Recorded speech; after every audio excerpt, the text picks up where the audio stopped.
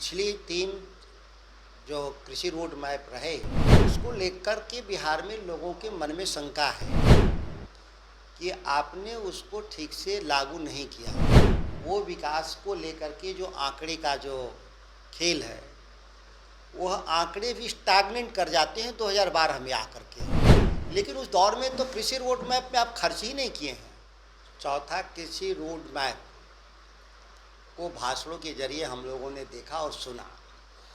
उसका जो draft paper है या आप कह सकते हैं कि वो अब डिक्लेयर्ड डॉक्यूमेंट है।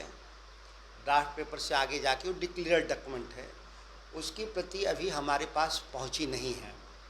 मैंने रिक्वेजिशन लगाया है डिपार्टमेंट को कि 5 प्रति मुझे दे, जिसको हम लोग देखेंगे कि चौथा कृषि रोड मैप में पिछले 3 कृषि रोड मैपों से क्या अंतर है और उसके आधार पे हम लोग बता पाएंगे कि ये कितना सफल हो पाएगा या जिन लक्ष्यों के तरफ बढ़ना था वो लक्ष्य उसमें निर्धारित हैं कि नहीं। राज्यपाल महोदय के पास सीधे सीधे कोई जानकारी हासिल करने का तरीका नहीं है।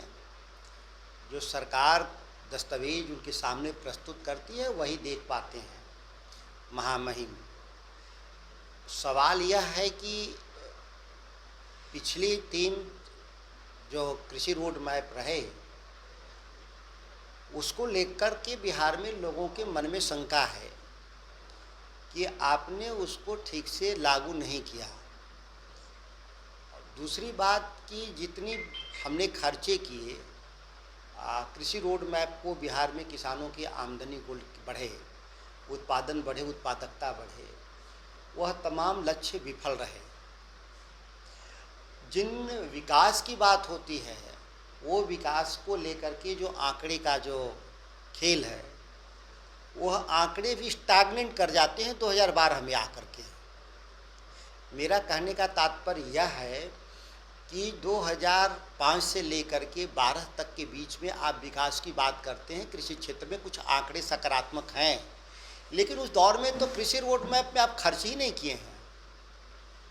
तो जब डेटा, जब साक्ष्य, जब आंकड़े पॉजिटिव हैं, सकारात्मक हैं, बिना पैसा खर्च किए हुए, और जब आप पैसा खर्च करते हैं कि मैंने इसको और भी गुणात्मक फर्क आए, तो पता चलता है कि आप डिक्लाइनिंग मोड में हैं, पीछे गए हैं। तो फिर मामला पैसे का नहीं है, मामला खर्चे का नहीं है, मामला सही लक्ष्य तय करने का है। नीतिगत विफलता का अगर इसको हम देखें कि तथ्यात्मक रूप से देखें तो नीतिगत विफलता का मामला है। आज बिहार में किसानों की आमदनी पंजाब के किसानों के मुकाबले 3.5 गुना कम है, 4 गुना कम है। एक तरह से कहा जाए तो 26,000 है पंजाब के किसानों की प्रति मंथ और बिहार में 7,000, तो करीब 3.5 से 4 गुना कम है आमदनी। हमारा एमएसपी पे खरीद नहीं है बिहार में। टोटल हमारे प्रोडक्शन का 17% 16% खरीद है। वह भी जो खरीद है वो उसमें भी एक आंकड़े की हेराफेरी है, वास्तविक खरीद नहीं है और किसानों को वास्तविक लाभ भी एमएसपी नहीं मिल रहा है। आप मंडी कानून की बात नहीं कर रहे हैं। इसमें मंडी कानून नहीं होने का क्या नुकसान हुआ है बिहार को, इससे जाहिर है कि मंडियां नहीं होने से किसानों को कोई लाभ नहीं हुआ। डिस्ट्रेस सेल बढ़ता गया, सस्ते अनाज बेचते गए, हमारा पलायन बढ़ता गया। जब खेती घाटे के सौदा हो जाएगी तो इसमें लगे हुए वर्कफोर्स क्या करेंगे? ये लोग बाहर जाएंगे मजदूरी करने के लिए, कमाने के लिए। तो तमाम सवालों को जो सुलझाने की ज़रूरत है वो कहीं 3 तक कृषि रोड मैप 3 तक दिखता नहीं है। अब कृषि रोड मैप चौथा जो है, जिसकी मैंने कहा कि ये प्रति मुझे उपलब्ध नहीं है, इसके बारे में मैं बात करूंगा थोड़ा पढ़ कर के। महामहिम साहब से पहले ही मैं ये सब बात बोल चुका हूँ। आप महामहिम की बातों को सत्यापित मेरे से करवा रहे हैं? नहीं, मेरी बात को उन्होंने सत्यापित किया। दोनों में अंतर है। आप हमसे चाहते कि मैं महामहिम की बात को सत्यापित करूं, नहीं।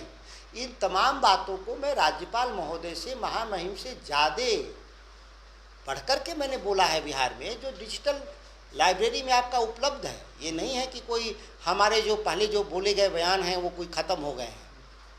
जो वो कह रहे हैं उससे ज़्यादा मैं कह चुका हूँ इस मामले में। अगर हम राजनेताओं के बयान को छोड़ दें तो बिहार राजनेताओं के बयान के बाहर आप सभी पत्रकार हैं।